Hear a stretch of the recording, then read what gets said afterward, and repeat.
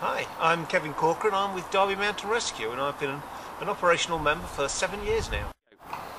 Okay, well during the winter months, Mountain Rescue always recommend that you take that bit of extra equipment that you could possibly need. And what we've done here, we've laid out a few of the essential items that we think you should have with you whenever you go walking in the hills in winter. Most important of all perhaps is to have those extra layers, a waterproof jacket, some waterproof over trousers. Because when you get wet and cold in winter, you're going to stay wet and cold and it's only going to get worse. Always have a map and know how to use a compass to go with that map.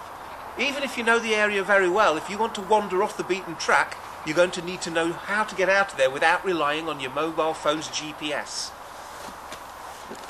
Don't forget that in winter it gets dark very early on, so always have a head torch and a spare set of batteries.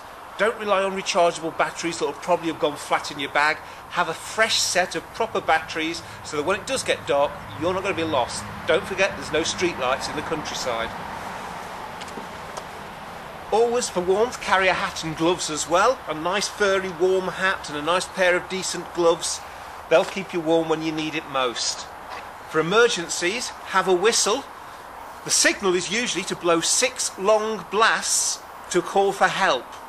Not many people actually realise that, but if you keep blowing a whistle, people will realise there's a problem. Also useful for emergencies is to have a fully charged mobile phone. You may not actually have a signal, but if something does go wrong, if you have, you can call us. Just dial 999 and ask for Mountain Rescue. If you don't have a signal, then try and get to higher ground. You may well pick one up. Also during winter and during any time, always have some high energy foods. They're emergency rations. You might take a sandwich with you, but if something goes wrong and you're stuck there for a long period of time and you're freezing cold, because that's the most likely thing to happen to you during winter, then high energy foods is going to keep you warm. It's going to build the body's energy up. Similarly, try and take a flask of hot drink for the similar reason.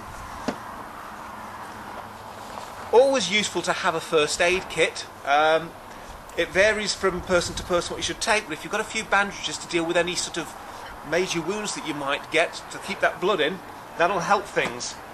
And one thing that I often recommend is a pair of cleats. They cost about £14 from any outdoor shop, but they're fantastic for walking on icy footpaths. They even work on town in pavements. You can actually run on ice with these, so always worth having just for wandering around town. And the last thing you should really have is a survival bag. Again, you'll only ever use this in an emergency, but the worst thing that's going to happen in winter if you break your ankle and you're stuck still is hypothermia. And if you're left too long in the cold, you could actually die. So having a survival bag will allow you to stay warm until we can get to you. Of course, most of the time, most of the gear we've just shown you will stay in your bag. You won't need it. But of course, if something does go wrong, then at least if you've got the gear, you're well equipped and you'll be safe and warm until we get to you to help out.